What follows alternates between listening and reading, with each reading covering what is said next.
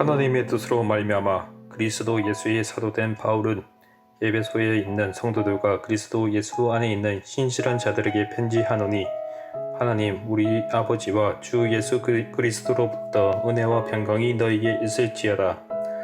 찬송하리로다. 하나님 곧 우리 주 예수 그리스도의 아버지께서 그리스도 안에서 하늘에 속한 모든 신령한 복을 우리에게 주시되, 곧 창세전에 그리스도 안에서 우리를 택하사 우리로 사랑 안에서 그 앞에 거룩하고 흠이 없게 하시려고 그 기쁘신 뜻대로 우리를 예정하사 예수 그리스도로 말미암아 자기의 아들들이 되게 하였으니, 이는 그가 사랑하시는 자 안에서 우리에게 거저 주시는 바 그의 은혜의 영광을 찬송하게 하려는 것이라. 샬롬, 복된 월요일 아침입니다. 다들 설 연휴 잘 보내셨죠? 다시금 우리들의 일상에 돌아와서 새롭게 시작하는 이번 한 주간이 우리 모두에게 큰 힘이자 또한 소망이 되는 그런 복된 시간이 될 줄 믿습니다. 우리가 어제까지는 나훔서 묵상을 마쳤고요. 오늘부터는 에베소서 말씀 묵상을 시작합니다. 이 부분의 에베소서는 제가 지난 2019년도에 에베소서 강의를 이미 한 적이 있거든요.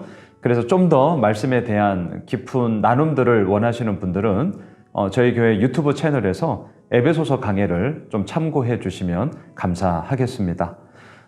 오늘 이 새벽은 에베소서 큐티 본문에 따라서 오늘 1장 1절로 14절까지 하늘에 속한 신령한 복이라는 제목으로 함께 말씀 나누고자 합니다. 세 가지를 얘기하고 있어요.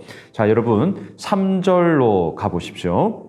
찬송하리로다. 하나님 곧 우리 주 예수 그리스도의 아버지께서 그리스도 안에서 하늘에 속한 모든 신령한 복을 우리에게 주시되, 4절 곧 창세전에 그리스도 안에서 우리를 택하사 우리로 사랑 안에서 그 앞에 거룩하고 흠이 없게 하시려고. 자, 여러분 오늘 말씀의 제목이 땅에 속한 복이 아니라 하늘에 속한 복이에요. 하늘에 속한 복, 이것은 무엇을 의미합니까? 우리들의 계획과 우리들의 주장에 의하여서 움직여지는 것이 아니라 이 땅의 창조주요 모든 것을 움직이시는 하나님의 뜻 가운데서만 이루어지는 복. 하나님의 계획하심, 하나님의 이루심, 하나님의 행하심만이 온전히 적용되는 바로 그곳, 하늘에 속한 모든 복. 그것이 우리들에게는 어떻게 나타납니까? 첫 번째, 택하심이라는 거예요. 우리를 택하사. 제가 어제 주일 설교에도 말씀을 드렸지만 복음에는 순서가 중요합니다. 이거 정말 잊으시면 안 돼요. 복음은요, 하나님께서 이 땅 가운데 예수 그리스도를 통하여 이루신 소식이죠. 그 복음이 항상 우리들에게 먼저가 되어야 합니다. 그것이 있을 때에 그에 상응하는 우리의 삶의 결과물로서, 복음의 결과물로서 우리 삶에 대한 책임, 우리가 감당해야 될 사명, 또한 우리가 이루어 나가야 할 비전, 이런 것들이 그 이후에 이루어지는 것이죠. 내가 무엇을 했기 때문에 오늘 말씀처럼 택하심을 받은 게 아니라 하나님이 우리를 택하사가 먼저라는 거예요. 이 택하심이 있기 때문에 우리는 어떻게 할 수 있습니까? 5절.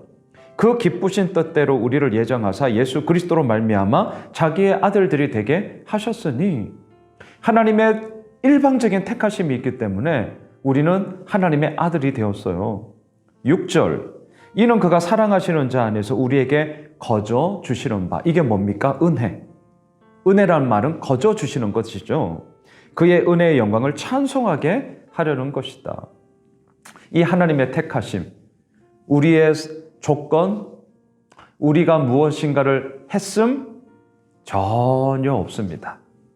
만일에 이것이 조건이 되고 만일에 이것이 그것에 대한 근거가 되어진다면 하나님의 택하심의 이야기는요, 말할 수도 없고요. 더 나아가 하나님은 결국 우리들의 꼭두각시로 우리가 조정하는 그냥 하나의 수단이 될 수밖에 없는 거죠. 우리의 신앙이 자칫 그러할 수가 있습니다. 이걸 우리는 경계해야 됩니다. 하늘에 속한 신령한 복은요, 우리들을 향한 일방적인 하나님의 택하심으로 이루어지고요. 그 택하심을 통하여서 우리의 아버지 하나님, 우리는 아들됨을 말씀하시고요. 더 나아가 거저 주신 그 하나님의 은혜를 우리가 찬양함으로 말미암아 아버지의 이루어 나가심이 얼마나 놀라운가를 우리로 하여금 이 땅 가운데 보여주시고 흘려보내기를 원하시는 그 택하심이 첫 번째예요. 두 번째, 죄사함입니다. 7절을 보십시오.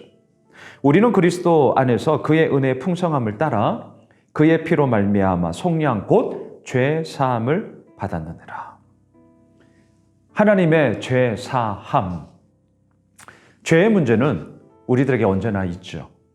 우리는 악한 본성을 가졌습니다. 정말 이기적이고요. 정말 자기중심적입니다. 이렇게 얘기하는 저도 결코 예외가 될 수 없습니다. 그러하기에 우리는 어찌해야 합니까?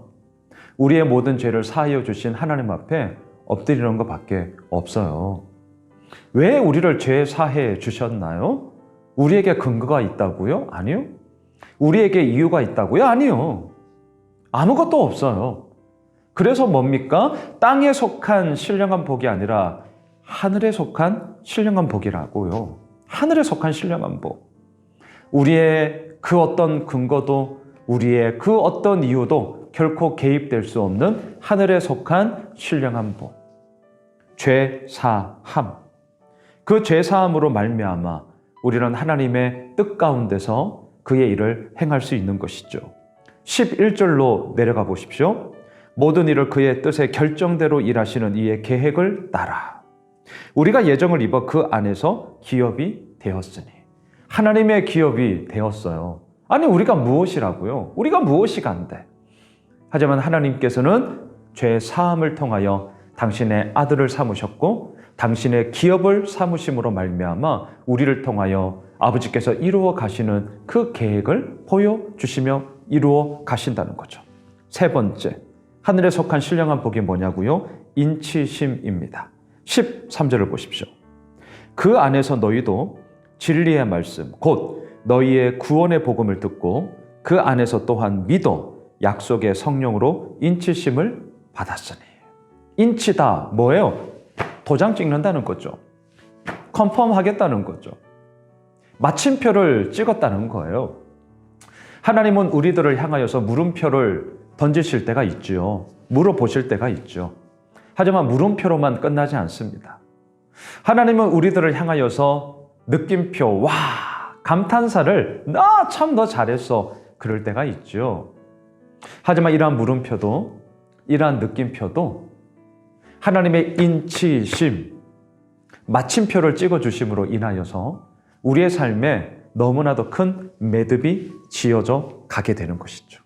하나님의 인치심, 성령 하나님의 인치심, 성령 하나님의 기름 부으심.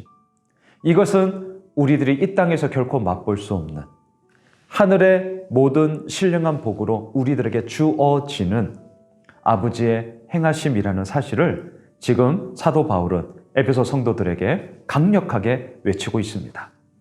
오늘부터 에베소서 보게 됩니다. 에베소 교회에 무슨 문제가 있어서 이 편지를 보낸 게 아니에요. 다른 서신하고는 다릅니다. 오랫동안 보지 못하여서 그들을 향하여 있는 마음 그대로를 내어 비추며 또한 믿음의 정도의 길을 걸어가는 동력자들에게 이 길을 우리가 함께 걸어가자라는 격려와 권면의 편지로 이 에베소서가 시작되어지고 있습니다.